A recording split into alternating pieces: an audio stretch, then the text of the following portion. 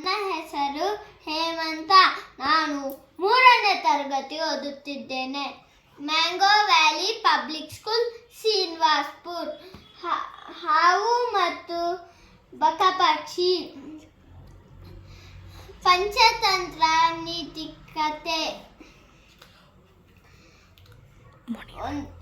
ಮುನಿವಾಸ ಎಂಬ ಒಂದು ಕಾಡು. ಆ ಕಾಡಿನಲ್ಲಿ ಒಂದು ದೊಡ್ಡ ಮರವಿತ್ತು. ಆ ಮರದಲ್ಲಿ ಒಂದು ಬಕಪಕ್ಷಿ ಗೂಡನ್ನು ಕಟ್ಟಿಕೊಂಡು ವಾಸವಾಗಿತ್ತು. ಅದೇ ಮರದ ಕೆಳಗಡೆ ಒಂದು ಹಾವು ಹುತ್ತನ್ನು ಕಟ್ಟಿಕೊಂಡು ವಾಸವಾಗಿತ್ತು. ಬಕಪಕ್ಷಿ ಮತ್ತು ಹಾವು ಇಬ್ಬರು ಒಳ್ಳೆಯ ಗೆಳೆಯರು. ಒಂದು ದಿನ ಬಕಪಕ್ಷಿ ಗೂಡಲ್ಲಿ ಮೊಟ್ಟೆಗಳನ್ನು ಇಟ್ಟು ಆಹಾರ ಹುಡುಕಕ್ಕೆ ತಿರುಗಾಡಲು ಹೋಯಿತು.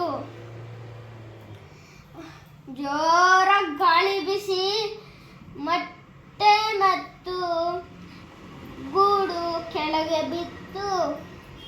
ಹಾವು ಮೊಟ್ಟೆಗಳನ್ನು ತಿಂದಿತು.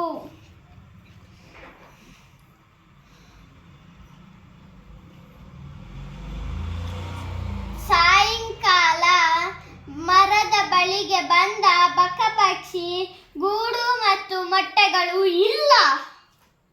ಗಾಬರಿಯಾಯಿತು. ಹಾವನ್ನು ಕೇಳಿತು.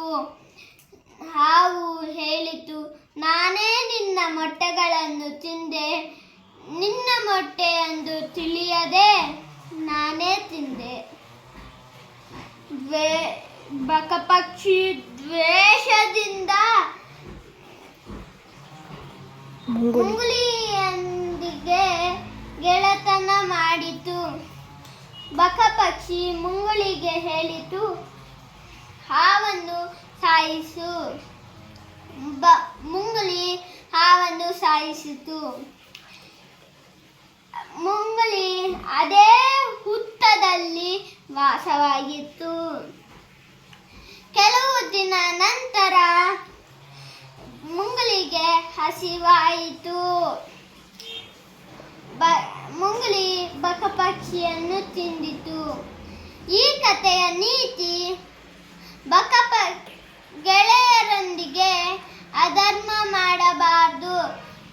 ನಾವೊಂದು ಬಯಸಿದರೆ ದೇವರೊಂದು ಮಾಡುತ್ತಾರೆ. Thank you.